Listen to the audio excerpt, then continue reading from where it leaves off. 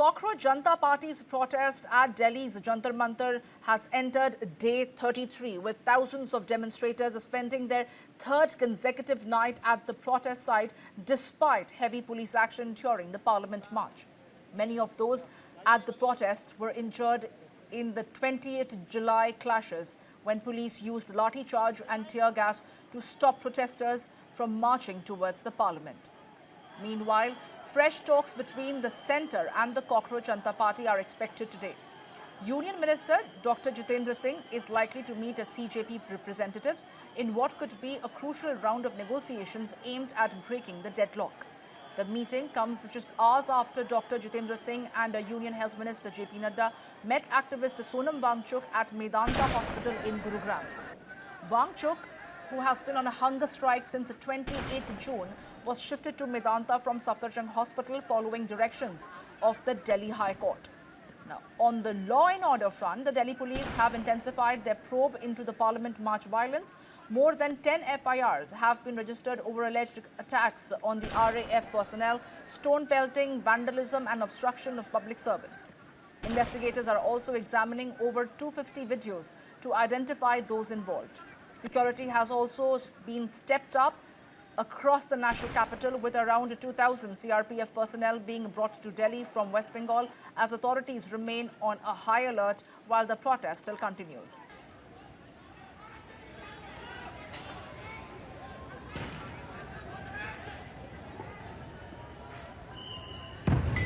जंतर मंतर पर हजारों की भीड़ कॉकरोच जनता पार्टी के समर्थन में पहुंच रही है।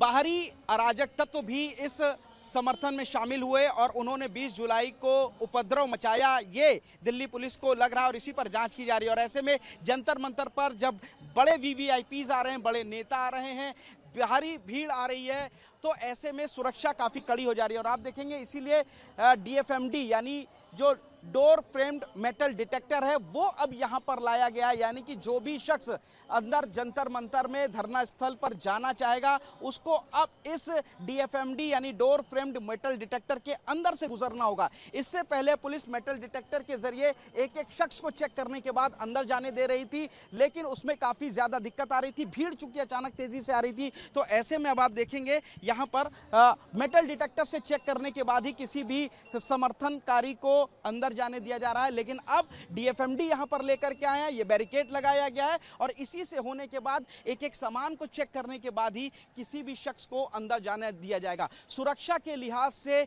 दिल्ली पुलिस तमाम इंतजाम कर रही है और इसीलिए आप देखेंगे mobile command and control vehicle भी यहां पर खड़ा किया गया है ठीक प्रोटेस्ट स्थल के बाहर। इस पर तमाम 360 डिग्री कैमराज हैं और फेक रिकॉग्निशन कैमरा भी यहां पर इसमें लगे गए हैं, ताकि भीड़ में अगर कोई भी शख्स उपद्रव मचाता है तो उसको इन कैमरे के जरिए पहचाना जा सके। तो फिलहाल जो जंतर मंतर जाने वाली सड़क है, हर सड़क पर 5 लेयर की बैरिकेडिंग की गई है। इसके अलावा पैरामिलिट्री फोर्सेस और दिल्ली पुलिस के जवानों को बड़ी संख्या में तैनात किया गया है। आप देखेंगे कि हर तरफ इस तरीके से बैरिकेडिंग की गई है और उसके बाद ही इस बैरिकेड से आने के बाद जो DFMD अब लेकर के आए हैं डोर फ्रेम्ड मेटल डिटेक्टर, इसके बाद अंदर जाएंगे और इसके बाद एक बार फिर मेटल डिटेक्टर से चेकिंग होगी, उसके बाद ही कोई भी शख्स धरना स्थल पर अंदर जा सकता है। तो सुरक्षा के पुख्ता इंतजाम इस वक्त दिल्ली पुलिस यहां जंतर मंतर पर कर रही है।